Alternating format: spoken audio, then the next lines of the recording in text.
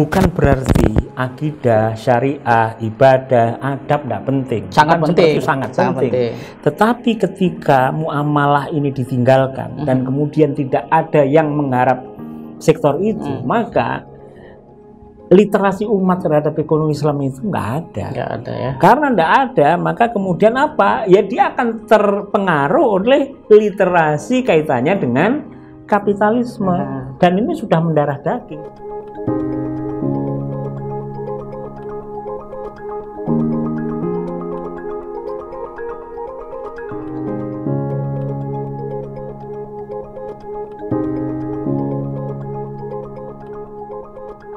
Assalamualaikum warahmatullahi wabarakatuh. Pemirsa BMH TV yang berbahagia, alhamdulillah pada kesempatan ini kita bisa kembali bertemu dalam program Bincang Mulia. Program ini merupakan bagian dari manifestasi dari tagline BMH TV sebagai channel yang cerdas menggerakkan. Dan pada kesempatan ini kita akan berbincang dengan sosok penulis, praktisi ekonomi yang ide-idenya selalu segar dan cukup produktif di dalam menulis maupun menuangkan gagasannya lewat media sosial, website, maupun di forum-forum seminar di tanah air.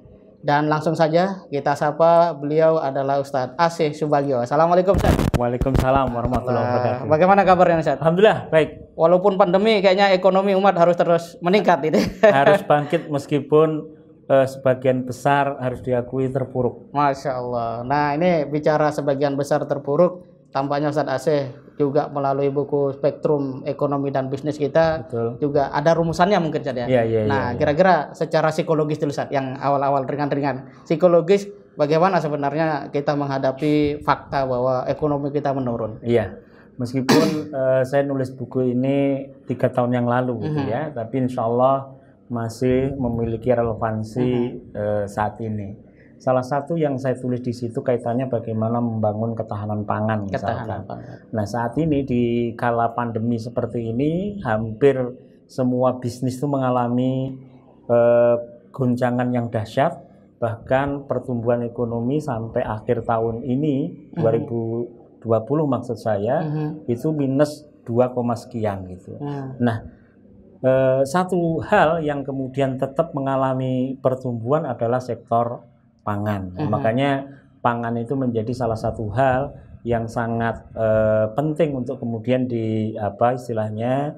dikuatkan dan diperhatikan oleh umat Islam. Saya di situ juga mengutip bagaimana Nabi Yusuf itu kemudian memprediksi ketika akan terjadi kelangkaan pangan atau kemudian paceklik di Mesir ketika itu dengan Masya Allah dengan strategi-strategi yang itu kira-kira seperti itu.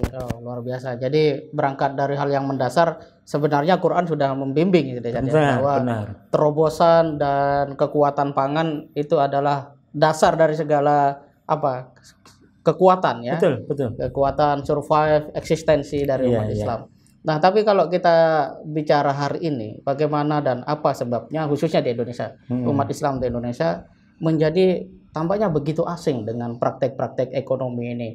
Padahal kita lihat hari ini negara-negara dikuasa sebenarnya juga tidak menguasai sains dan teknologi dalam arti yang utuh gitu ya. Tapi lebih karena memang ada ambisi ekonomi. Betul. Bagaimana itu, Seth? Jadi begini, sebenarnya kita ini patut bersyukur di Indonesia ini karena di daerah tropis sehingga seharusnya panen itu bisa beberapa kali dalam 1 tahun dibanding negara-negara subtropis misalkan.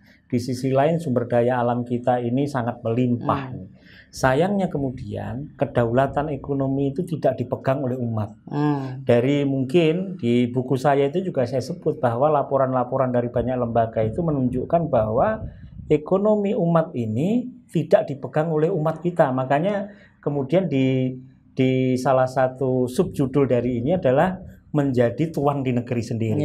Nah kita saat ini masih belum menjadi tuan di negeri sini. Jika kemudian kita lihat siapa tuan di negeri ini, kalau kita ngomong statistik penduduk, maka seharusnya 86, ada yang ngomong 87% dan seterusnya itu adalah umat Islam. Sayang umat Islam belum menguasai sektor ekonomi. Mengapa sebabnya? Karena mungkin ini ada doktrin yang bukan tidak tepat ya, mungkin sudah mendarah daging gitu, bahwa kemudian yang paling baik itu menjadi pegawai negeri, yang baik itu menjadi petani. Maka kemudian orang yang menggerakkan ekonomi ini nggak menjadi prioritas, meskipun sekarang sudah mengalami pergeseran, tapi itu masih tetap mengenali. Bahkan pendidikan tinggi pun itu lulusannya dibanggakan kalau kerja di perusahaan multinasional seperti itu. Coba nanti saya kebetulan juga ngajar di Setia Hidayatullah gitu. Maka dan kemudian saya sering diskusi dengan banyak teman. Salah satu parameter daripada bagaimana perguruan tinggi itu mendapat akreditasi adalah namanya tracer alumni. Nah, tracer alumni adalah menelusuri alumni di mana dia bekerja. Seharusnya tracer alumni itu bahwa di mana dia berusaha. Bukan bekerja. Bukan bekerja. Iya, tapi memang itu kultur ya, kultur. Dan kalau bicara kultur, tentu ini satu hal yang sulit diubah. Tapi berbicara atau kalau mengacu kepada sejarah Nabi, tampaknya yang tidak ada pun itu bisa dibentuk dengan konsep Islam itu. Benar. Nah, bagaimana itu kira-kira menurut Ustaz? Ya, kan begini ya. Jadi saya meskipun tidak ke Nabi, sebenarnya umat Islam itu seharusnya berpikir beyond the imagination, sudah melampaui dari imajinasi juga. Sebagai contoh, ini bukan di ekonomi, di contoh yang paling populer itu bagaimana ketika Muhammad Al-Fatih menaklukkan Konstantinopel. Jika pakai logika biasa, maka dia akan kalah di situ. Tapi kemudian ada logika di balik logika itu. Itu adalah hanya diberikan oleh Allah kepada orang-orang yang memang basirohnya tajam. Basiroh tajam itu apa? Ya ditunjukkan dengan bagaimana kualitas ibadahnya, sehingga beliau mampu menyerang yang harusnya kapal itu lewat laut, maka kapal itu bisa lewat gunung. Ini luar biasa. Akhirnya memenangkan itu. Nah, ekonomi Islam itu harusnya seperti itu juga. Kalau kita berpikir dan kita bertarung dengan cara mereka melakukan ekonomi, maka kita pasti kalah. Dengan cara kapitalis kita pasti kalah. Dengan cara Cina yang kemudian menerapkan state capitalism, state capitalism itu secara negara mereka single party, tapi secara ekonomi dia menerapkan kapitalis, kita juga tidak akan menang. Maka kemudian konsep Islam itu ada syirkah, ada mudharabah dan seterusnya. Ini yang ditinggalkan. Nah, karena meninggalkan ini, bisnis kita nggak nyunah, kita terseret dalam kapitalisme dan kita tidak mampu bertarung di situ. Mengapa kita tidak membangkitkan Islam sendiri yang di situ di dalam Al-Baqarah disebutnya menyuburkan jual beli dan meninggalkan riba. Kita ini terjebak di situ. Betul. Tapi memang secara istilah saja mungkin orang Islam juga banyak yang tidak tahu syirkah gitu. Betul. Nah, ini berarti butuh effort yang besar nih. Kira-kira siapa yang harusnya terdepan dalam masalah ini? Nah, ini saya seringkali menyatakan problem utama kita adalah literasi umat terhadap ekonomi. Jadi saya sempat menyampaikan namanya adanya tarbiyah episodia. Bagaimana umat itu kasih pendidikan ekonomi, ini yang kurang. Tugas siapa? Tugasnya seharusnya kita semua. Jadi saya sering mengambil contoh begini. Di pesantren-pesantren ketika memberi pelajaran tentang mulai wudhu, maka diajari wudhu. Sholat diajari sholat. Lalu kemudian ketika bab haji yang belum tentu dia bisa haji, diajari tentang manasik. Tapi ketika bab buyuk, bab jual beli, nah ini dilompati. Jadi tidak ada contoh di situ. Jadi bukan berarti akidah, syariah, ibadah, adab tidak penting. Sangat penting. Sangat penting.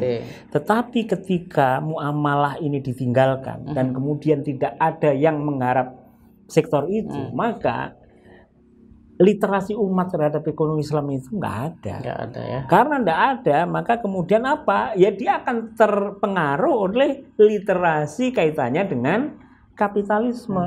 Dan ini sudah mendarah daging, sehingga kita sekarang banyak orang yang melakukan praktek kapitalisme yang disyariahkan. Itu kan problem.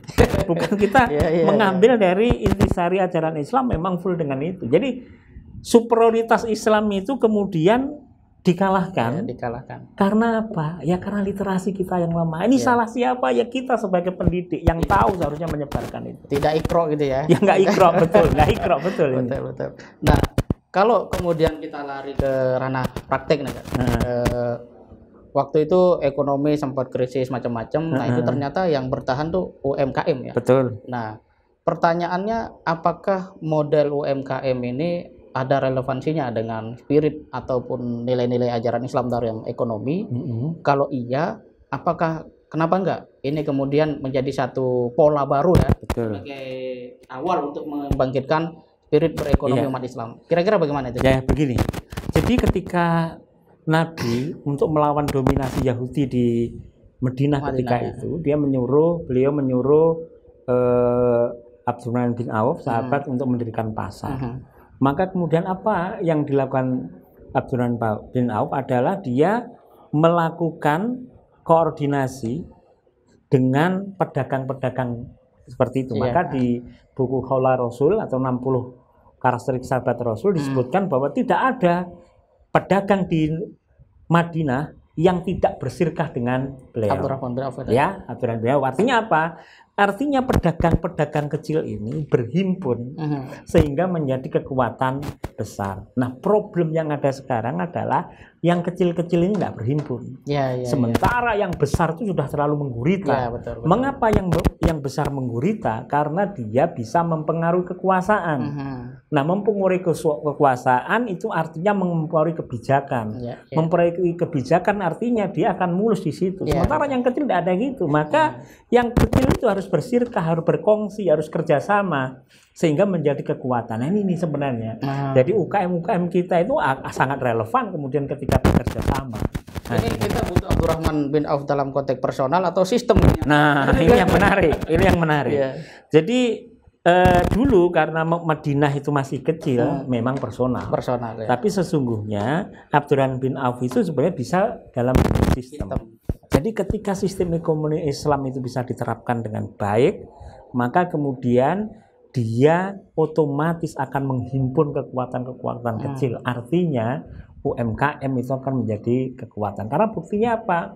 Mengapa UMKM itu bisa bertahan? Yang pertama adalah dia memang biayanya nggak terlalu mahal gitu, cost-nya nggak terlalu mahal gitu, dan kemudian dia bisa fleksibel dengan keadaan, berubahnya itu cepat gitu. Nah, ini akhirnya bisa bertahan terhadap goncangan apapun juga. Tapi dalam situasi seperti sekarang, apakah ini bukan satu hal yang memang istilahnya kalau sekarang tuh efektif gitu ya, kalau kita mulai literasi belum, kemudian praktek yang masih masing-masing gitu ya, kita belum menjadi sofwan gitu ya, menjadi baris gitu. Pada saat yang sama Umar bin Khattab tuh pernah mengatakan tidak boleh masuk pasar kecuali yang mengenal halal haram. Nah, ini artinya tahapan yang harus dilalui umat Islam ini cukup panjang nih, Ustaz. Wah, luar biasa.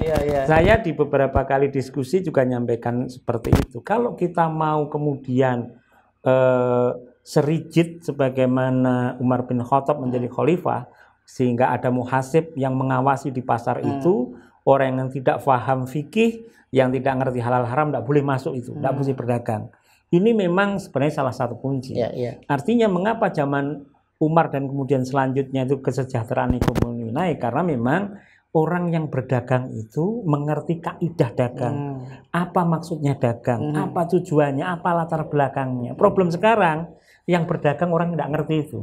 Itu jadi, juga berpengaruh kepada mentalitas ya. Makanya ini butuh waktu, tapi saya yakin, saya optimis ini. Jadi ketika melihat kita sekarang, saya membaca bahwa jurusan ekonomi syariah, perbankan syariah, dan kemudian manajemen syariah di perguruan tinggi kita itu sudah mulai banyak. Saya yakin ini juga bagian dari literasi, mungkin butuh waktu, ya, mungkin ya satu generasi sampai muncul pemahaman sehingga ekonomi umat itu mampu menguasai. Tapi memang butuh proses yang betul. Sehingga itu juga berpengaruh pada mentalitas ya. Banyak juga dari saudara-saudara kita bulan A jualan A ini ganti gitu. Jadi tidak ada konsistensi gitu. Mentalitas itu saja. Ya memang ini bentuk apa namanya survival. Jadi kita juga harus menghargai pada level-level usaha mikro terutama yang kecil itu memang salah satu yang harus dilakukan mereka harus survival. Kita juga harus menghargai itu. Siap. Nah, sekarang kita coba take off nih, Ustaz. Nah, ada masalah yang sifatnya negara pun kayaknya kesengsem banget nih sama syariat Islam. Tapi hanya yang ada bawa ekonominya. Betul. Itu zakat dan wakaf.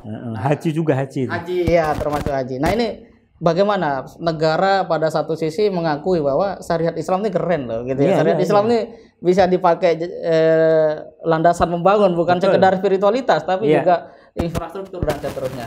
Bagaimana semestinya negara memandang ajaran Islam ini dalam konteks tadi, Ustaz? Ya, satu sisi kita harus bersyukur bahwa di negeri ini sudah ada undang-undang zakat, ada undang-undang wakaf, undang-undang perbankan syariah dan seterusnya. Juga ada Dewan Syariah Nasional dan seterusnya. Kita bersyukur alhamdulillah. Sehingga zakat itu ditata dengan baik, ada Basnas, ada Lasnas. Demikian juga ada wakaf, ada Badan Wakaf Indonesia, kemudian ada nazir-nazir di bawahnya. Problemnya adalah kita ini masih parsial. Yang lagi-lagi artinya syariat Islam itu memang seharusnya utul fisil mikafah, masuk Islam secara seluruhnya. Tapi sebenarnya kita bisa tafsirkan berbeda. Belum kafah aja itu sudah bisa menyelesaikan masalah. Betul. Bagaimana jika kafah gitu. Maka kemudian kita bersyukur, misalkan saya akan memulai dengan potensi zakat. Jadi pusat zakat, pusat kajian zakatnya Basnas itu tahun 2020 sudah melakukan penelitian bahwa potensi zakat itu adalah 330 triliun. Itu luar biasa. Ini dahsyat ini. Akan tetapi yang bisa dihimpun oleh Badan Amil Zakat dan Lembaga Amil Zakat itu kurang lebih 10 triliun. Kan masih jauh sekali ya. Nah, sementara sebenarnya zakat ini perannya adalah lebih pada filantropis, pada karitatif. Dia harus habis dan dia harus segera ditasarufkan. Nah, ini yang menjadi kunci. Nah, lalu kemudian bagaimana pengaruhnya zakat itu terhadap umat? Jadi zakat itu karena terhadap umat fungsinya adalah untuk meningkatkan daya beli. Istilahnya kalau di negara ini ada namanya BLT, meskipun tidak persis seperti ini, tapi seperti itu. Patokan kita di At-Taubah ayat 60, di mana ada 8 asnaf di situ. Problemnya apakah 8 asnaf itu dibagi rata 12,5% atau 1/8? Banyak ulama yang berbeda pendapat. Ada yang harus rata, ada yang kemudian tergantung situasi di situ. Ada skala prioritas. Ada skala prioritas, kira-kira seperti itu. Ya, itu kalau bicara zakat tadi. Ya. Nah, wakaf ini agak menarik kemarin. Ya, begini. Ya, wakaf menurut ini Pak Presiden yang kemarin saat meluncurkan GWU Gerakan Wakaf Upah, beliau mengatakan bahwa potensi wakaf uang itu ada 188 triliun. Sementara potensi wakaf secara umum itu 2000 triliun. Dahsyat sekali. Sebesar APBN. Iya, sebesar APBN. Nah, lalu kemudian yang menjadi polemik adalah apakah wakaf ini dimanfaatkan oleh negara. Gitu ya, meskipun kemudian ada juga pendapat bahwa enggak, negara tidak akan memasukkan wakaf ini kepada APBN. Tapi ada yang berpendapat bahwa ada tangan pemerintah yang ada di badan wakaf misalkan dan seterusnya. Terlepas dari polemik itu, saya tidak mau berpolemik panjang karena sangat nggak selesai nanti kita lelah di situ. Maka sebenarnya saya ingin menggarisbawahi tentang kaitannya bagaimana kita mengoptimalkan wakaf. Kalau tadi zakat, saya bilang untuk meningkatkan daya beli. Wakaf ya ini sesungguhnya menurunkan biaya produksi. Sehingga karena biaya produksinya berkurang, maka harga menjadi murah. Ini zakat seperti itu, wakaf seperti itu. Lalu infak dan sodakoh di mana? Infak sodakoh itu lebih fleksibel. Infak itu satu sisi bisa menaikkan daya beli, juga bisa menurunkan biaya produksi. Demikian juga sodakoh persis. Nah, problemnya adalah siapa yang mengintegrasikan ini? Ini yang sering terjadi. Kalau ini diintegrasikan potensi dana sosial umat ini, maka umat akan menjadi berdaya akan menjadi kekuatan. Ketika semua mustahik orang yang tidak mampu 8 asnaf diberi zakat, maka dia daya belinya naik. Kemudian lahan-lahan wakaf uang dan seterusnya dikelola dengan baik sehingga biaya produksi turun, harga menjadi murah, daya beli naik, maka ekonomi akan tumbuh.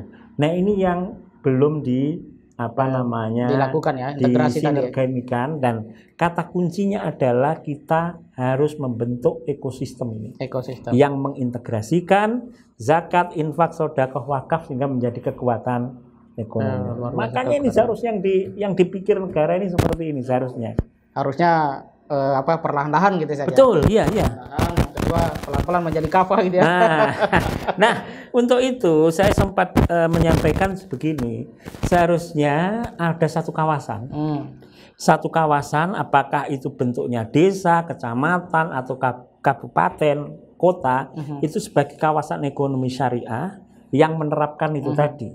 Jadi zakat, infak, sedekah, wakaf, lalu kemudian instrumen ekonomi Islam yang lain, ada di situ ada musyarakah, ada situ mudharabah, kalau dengan petani ada namanya bai asalam dan seterusnya. Sehingga apa? Sehingga ada model. Ada model yang kemudian bisa diduplikasi. Problem umat dan problem bangsa Indonesia ini adalah jika belum ada contohnya, maka tidak percaya. Betul.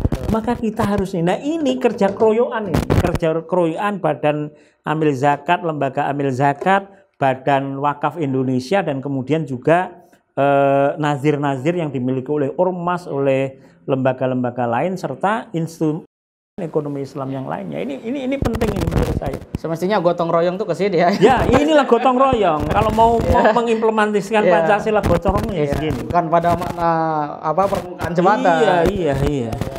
Luar biasa. Dan terakhir nih soal ekonomi, bahwa bangsa Indonesia saja sebagai sebuah negara yang dengan jumlah penduduk yang cukup besar, itu entrepreneurnya kurang dari berapa? Idealnya itu 5% ya? 2%. Nah, sekarang kita 2% ya? Belum sampai 2%. Nah, artinya dalam konteks kebangsaan kita, negara pun sejatinya kesulitan.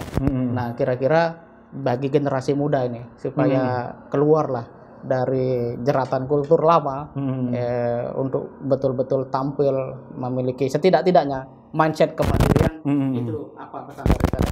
Pertama begini, kita menjelaskan tentang tesisnya David McClellan bahwa sebuah negara akan berdaya dan maju jika kemudian 2% dari penduduknya adalah entrepreneur. Di Indonesia itu kalau entrepreneur itu dianggap sebagai usaha menengah dan besar, itu memang baru sekitar 1, sekian persen, 1,6 ada 1,7, belum sampai 2%. Negara-negara lain misalkan Singapura, China dan seterusnya itu lebih dari itu. Artinya apa? Artinya wajar jika posisi kita seperti ini. Meskipun dengan adanya pandemi pasti ada perubahan struktur itu. Nah, dengan demikian maka bagaimana harapan kita terhadap generasi muda? Yang pertama memang kita harus mengubah mindset kita. Mengubah mindset bahwa bukan menjadi karyawan, bukan menjadi pegawai, bukan menjadi itu yang harusnya dikejar. Tapi bagaimana dia mampu melakukan kemandirian, terutama mengembangkan entrepreneurship-nya. Apakah pekerjaan menjadi pegawai menjadi enggak gitu. Enggak, memang ada juga orang-orang yang memiliki talenta untuk melakukan itu. Dan ini harus ini yang pertama. Yang kedua adalah organisasi-organisasi Islam itu juga harus melakukan pembinaan terhadap generasi mudanya. Jadi orientasinya, jadi anak-anak muda sekarang itu sudah tidak mau diceramai dengan tanda kutip, tapi dia maunya adalah didengar dan kemudian difasilitasi. Nah, kemudian kita ini mengarahkan kemana yang pas. Nah, makanya hal-hal entrepreneur itu seperti itu. Yang ketiga adalah kita juga bisa mengambil contoh. Saya sempat membaca bahwa di karangan Profesor Salabi bahwa beliau melihat 40 sahabat yang dibaiat di rumahnya Arkom itu ternyata kita selama ini mendengar adalah golongan fakir miskin. Tapi ternyata dari penelitiannya beliau itu 27 orang itu adalah orang yang mampu, yang 13 itu yang tidak mampu. Artinya lebih banyak yang mampu. Artinya mampu secara ekonomi, artinya dia berdaya. Nah, ini yang harus kita lihat. Di sisi lain, kalau kita membaca 10 sahabat yang dijamin masuk surga, itu, maka kita bisa membaca ada Abu Darda bin Auf, ada Abu Bakar, ada Utsman bin Affan, ada Umar dan seterusnya. Sa'ad bin Abi Waqqas, memang itu secara ekonomi juga. Artinya ini juga menegaskan bahwa Muslim yang kuat itu lebih dicintai oleh Allah daripada Muslim yang lemah. Jadi kata kuncinya, jadi apapun juga sebenarnya intinya kita harus menjadi yang kuat. Jika kita tidak kuat, terutama dalam aspek ekonomi, karena kita bicara tentang ekonomi, maka kita mudah dijajah. Apa kita mudah dipengaruhi, kita kemudian mudah dikendalikan. Nah, saya terakhir menyampaikan tesisnya begini. Tadi saya sebut ketika Nabi memerintahkan Abdurrahman bin Auf untuk membuka pasar karena ada pasar Yahudi yang mendominasi di Madinah ketika itu. Karena ketika itu Yahudi mendominasi ekonomi di Madinah, maka dia menguasai kehidupan sosial politik. Lalu setelah sekian tahun pasar ini membesar, pasar yang dibentuk oleh Abdurrahman bin Auf, dan kemudian orang berpindah dari pasarnya Yahudi karena di sini ada riba, ada kecurangan, ada ketidakadilan dan seterusnya, maka kemudian ini menjadi kekuatan ekonomi. Ketika kekuatan ekonomi itu membesar di Madinah, maka dominasi Yahudi yang ada di Madinah bisa dihabisi, dan kemudian Islam bisa berkuasa. Jadi tesisnya adalah kuasa ekonomi, lalu kemudian secara politik dan lain sebagainya bisa dikuasai. Ini juga menjadi rambu-rambu yang menurut saya bisa diterapkan. Barangkali itu. Luar biasa. Terima kasih banyak nih Ustaz Aceh.